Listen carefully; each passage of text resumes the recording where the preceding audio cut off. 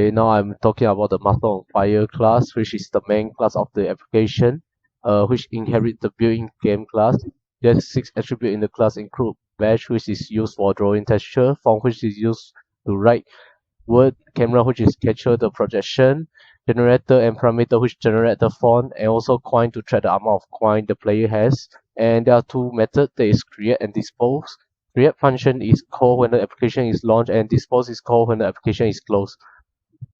Now moving on to the menu class, which implements screen class, and it has a few attributes such as that has the data type of MuscleOnFire, Bash with the data type of sprite bash to draw texture, background and background sprite that has the data types texture and sprite in order to draw the background for the menu, and a few buttons such as start button, quick button, short button, and setting button that's the data type for all button. For the method, there's a menu constructor class which accepts the game class. There are a few methods such as show, render, resize, pose, resume, hide, and dispose method. Now I'm moving on to the game screen, which is the screen class where the gameplay occur. There are many attributes which track all the classes that is needed for the game to be played. We have classes like player, score, array of floor, arrays of floating object, and also array of enemy like slime and beds. There's also a lot of float variable to randomize which obstacle or floor will be created next. We also has a step attribute in enum type, which consists of ready, running, and over. There is also a music attribute for the music when the game is started. For the method, there's a constructor class which accepts the main game class. There are also methods that create and add new items like floor, wallpaper, and other game items. There's also a function called draw all object that draw all the objects which are currently on screen. Finally, there are methods which are part of the screen interface such as render that's called once per frame. This is the demo for menu class, and this is our background. The background will change when we click on a button and going back. The background will change as you can see here. And when we click on the start button, it will show the game screen. Hi, I'm Sia, and this is the animation loader class. It doesn't have any attributes. It only has one method, which is the load animation method, which will load an animation from a sprite sheet. GameObject is an abstract class, which is inherited by many of the other classes.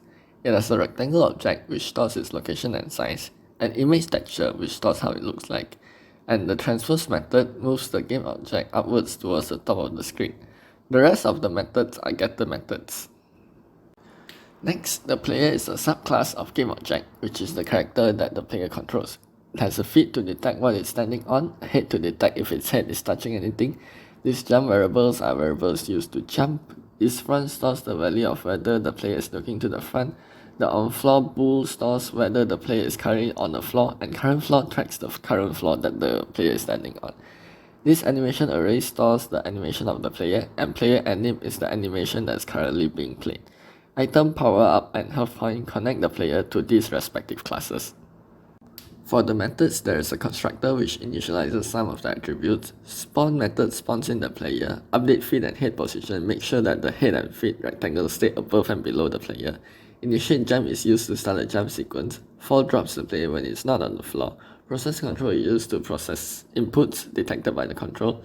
The go left and go right method moves the player left and right. The jump method processes the jumping physics. Head is touching, check if the head is touching anything to cancel the jump. Draw player draws the player on the screen. Update game over returns the value of whether the player is dead. The rest of the methods are get and set methods. The health class is used by the player class to track the health of the player. So there is max health, current health. There are also textures for the health symbols. Flash time when it's flashing is used to track how long to flash when taking damage. For the methods, there is a constructor to initialize variables. Get current health returns the current health value, take damage makes the health go down, and heal damage makes the health go up. Finally, draw hearts displays the heart. The button class is a button that can be pressed. The isPress bool tracks whether the button is currently pressed. Image press and image not pressed are the two textures for when the button is pressed and when it is not. For the methods, the constructor initializes the location, size, and the textures of the button. isPress returns a value of whether the button is being pressed. Force presses the button. Sec texture changes the image textures to whether the press texture or the not press texture. The draw method draws the button. On held down returns true when the button is held down. On release returns to after the button has been released after being pressed. Next, the control class is to take input from the player. There are many buttons which are shown here. The item attribute gets the item available, and the control mode attribute determines the control mode. For the method, the constructor initializes the mode. The get inputs method record inputs from the player, and the draw button methods draw all the buttons. And the rest of the methods are get methods for the button. Here we can see that if we press the left button, it will move left, and if we press the right button, it will move right. If we press the jump button, the player will jump. If the player jumps but there's something on the head, he will not be able to jump over it. When the player touches something that harms it, it will take damage. When the player touches something that heals it, it will return hard. For the button, when you don't press it, it will have a normal texture. When you press it, it will... Hi, my name is Sia. So now I will be talking about the floor in the game. So the floor class is one of the subclass that extends from the game object class. So the variable are damage timer, which using a float data type. Anim is an object created from the animation class, and ID is an object created from the floor ID enumeration, which consists of 5 types of floor in the game, which are the normal floor, trampoline, split floor, left and right rolling floor. So the methods are touch methods, which is used to detect whether a player has touched the floor or not. And the spawn method is used to spawn certain floor in the game. And next, the set attribute method is used to set the basic configuration, like images when we spawn the floor. And lastly, the draw method is used to load the images into the floor during the game. Now you can see he can walk on the normal floor, jump on the trampoline, and damage one on the spike floor, and roll to left or right on the rolling floor. Hi, I'm Jocelyn. I will now be presenting the Game Over class. So the name of class is Game Over, which implements the built-in class Green. For the attributes, there are retry button and menu button in data type button, score in data type score, coins in data type integer, and game in data type MuscleOnFire. Moving on to the Game Over method. First of all, there's a constructor which we pass game and score as the parameters. As the class implements the screen, it is mandatory to override all the methods of the interface. There are several override methods which are render, show, resize, pause, resume, hide, and dispose. In render method, if player lost, it will update the screen. Moving on to the falling object class, we extend it with game object class. There's one attribute which is on floor in data type boolean. We have methods to spawn falling building, falling glass, falling stone, falling life, and falling slime, which these methods return nothing. Then we have method with parameter pad in data type player to check if player touch the life or the other falling objects, which return a boolean output. And we have is touching floor method with parameter array of floor, which returns boolean output. Lastly, in override transpose method, instead of going up, we use super the transport method to make the object going down. Next, I will explain about the slime class. It also extends game object class. There are 5 attributes which are move right in boolean data type, change direction in boolean, time in float data type, on floor in boolean data type, current floor in float data type. There are 2 getter which are get time method which returns float time and is on floor method which returns boolean on floor. Then we have function to spawn on floor slime and die slime with parameter of game object data type, which return nothing. And we have check moving direction method to check the movement of slime, which returns nothing. We pass float delta in move method to make slime to move left or right and change direction after certain time. And we have for method with parameter slime in rectangle, delta in float, floors in array of floors, time pass in floor data type, which returns nothing. Lastly, the player touch method with parameter pad in player data type, which returns boolean data type. Here's the demo. If player touch falling building, then game over. So the player can choose menu button or retry button. Whenever player touches falling stone, falling glass, or slime, player will lose 1 life. However, if player touches falling life, player will gain 1 life. We can see slime can move left and right and change direction. When the slime does not overlap with floor, it will fall, and vice versa.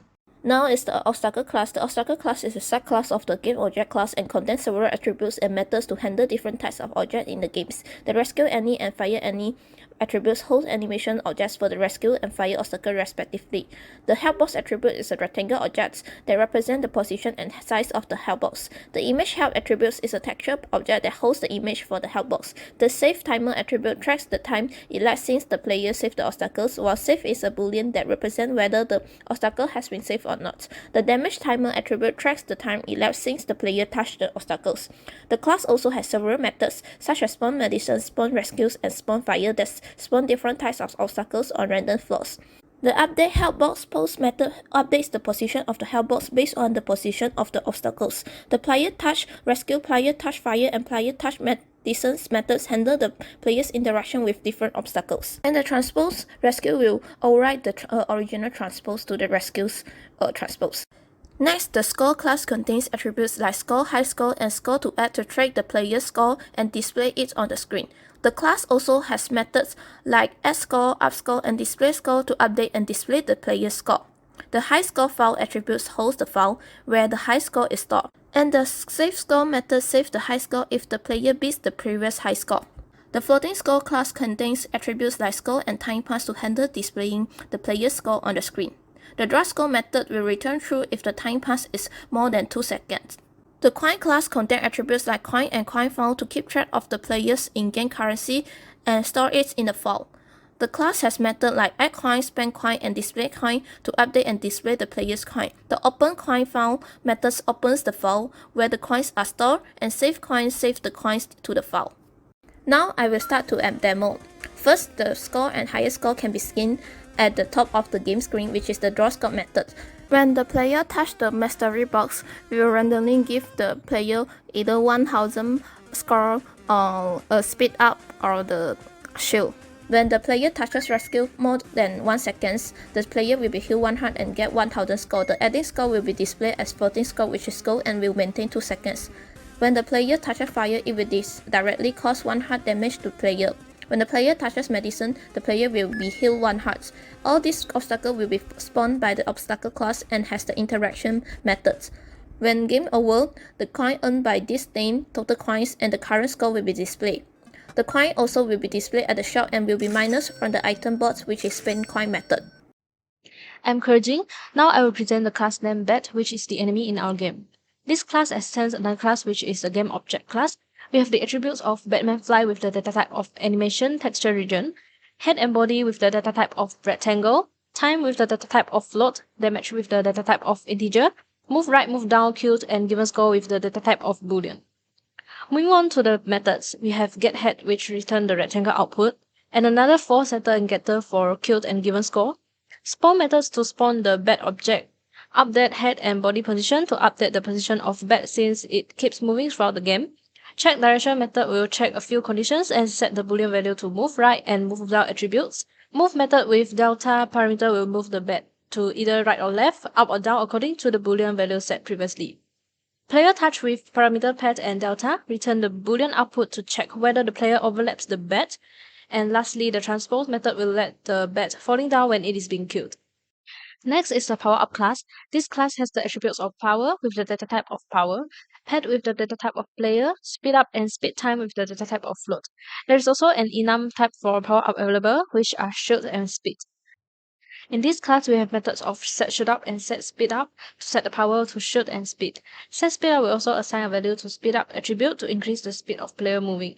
Check shoot which check the status of power and return the boolean output. Check speed with parameter of delta to check the status of power by increasing the speed time and return nothing. Lastly, we have getter for speed up which return the float output. Now I will do some demonstration according to my classes. As you can see, the bat keeps flying in the screen and it will change its direction when it touches the wall. When the player touches it, 1 damage will be taken, and the player can also kill the bat by jumping on the bat's head, and the bat will fall down from the screen. No life will be deducted, and some extra score will be awarded. For power up, it can be applied in 2 ways, whether we press the power up button or we get from the mystery box on the floor. When the player is shoot up, he will be protected once from all damages.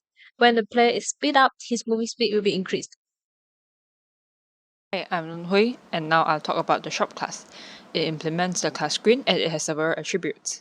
For the attributes, there are game in data type MuscleOnFire, badge in data type sprite badge, font in data type bitmap font, background and text background in data type texture, background sprite in data type sprite, back button, buy button in data type button, shield, speed selected item in data type button shop, and item in data type item. Next, we'll talk about the shop methods. As the class implements the screen, it is a must to override all the methods of the interface. So there are several override methods, which are show, render, resize, pause, resume, hide, and dispose. So in render method, if player clicks the back button, it will return to the menu. If player wants to buy any of the items, the player clicks the item need to be bought and clicks buy, and 50 coins will be deducted. Moving on to the class item, it extends the game object class. It has the attribute of item file, which has data type file handle, shield amount, and speed amount in data type integer. We have methods of update items, which returns with a void, the get speed amount, which returns integer, get speed amount with parameter speed amount in data type integer, which returns a void, get shield amount, which returns integer, and set shield amount with parameter shield amount in data type integer, which returns a void as well. So here's a demo. So when the player clicks on shop button in the menu, it will be directed to the shop page. And when the player wants to buy any of the items, the player clicks on it and clicks the button buy. As you can see, 50 coins is deducted and the amount of the item bought is stored. If the player wants to exit shop, click the back button and the player will be directed back to the menu page. Hello, my name is Ji Shen and I'll be presenting the settings class. This class inherits the class screen. In this class, we have several variables. First is the variable game with the data type of MuscleOnFire, and then badge with the data type of sprite badge, back menu button with the data type of button, musics with the data type of musics, stage with the data type of stage, skin with the data type of skin, music slider, sound slider with a data type of slider, touch controls, button controls, follow controls with a data type of checkbox, and all of the checkbox is in a data type button group named checkbox group.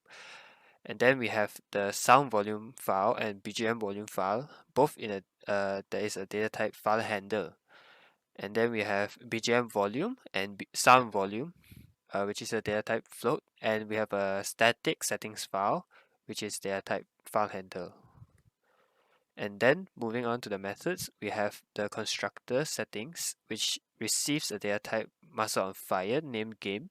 And then we have set controls, which returns void, set volume, which also returns void, set slider, which returns void, and set slider location, which also returns void. Then we have render, which receives the data type float named delta, and it returns void as well. Next, we have the sound class. So for the sound class, it has a lot of static methods and variables.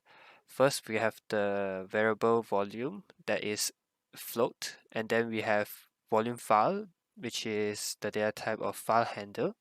Then we have the sound, which is jump, hurt, live, pressed, kaching, and over, all data type sound. Then moving on to the methods, we have jump, over, live, hurt, kaching, all returning the returning void. Then we have set volume, which receives a float named volume and returns void. Next, we have the music class.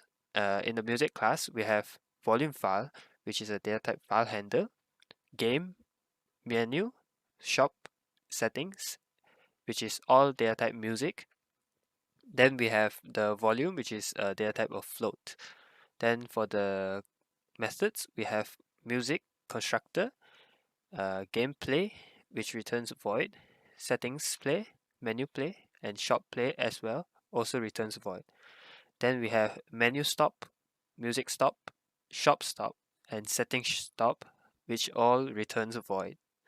Then we have set BGM volume, which receives volume in the data type of float and returns void as well. Next, we have the side wall. This side wall is very simple. It extends game object and it only has the method spawn to make it spawn in the game.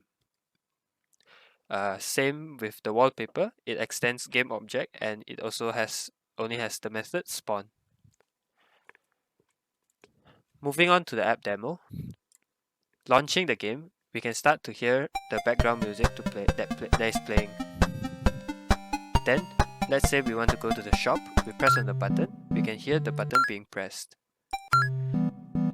And let's say we want to buy a shield, we press buy, and we can hear the ka-ching sound effects being played. Let's go to the settings. Let's say in the settings, we want the sound effect to be loud and we want the controls to be touch controls.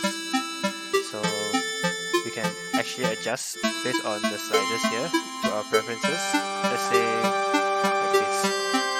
Let's go back and we can hear that the sound effect and music is in full volume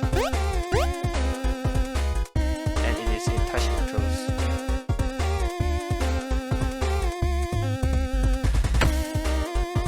And let's say the player hurts itself, the sound effect hurt plays, and let's say the player saves someone and earns a life, the sound effect of life plays. And when the game is over, the sound effect of game over is being played. Let's go to settings and try another control. Let's say the button control. In this mode, we cannot use the follow controls or touch controls. We have to use the button controls. Similarly, every sound effect works right here. And that is all. Thank you very much.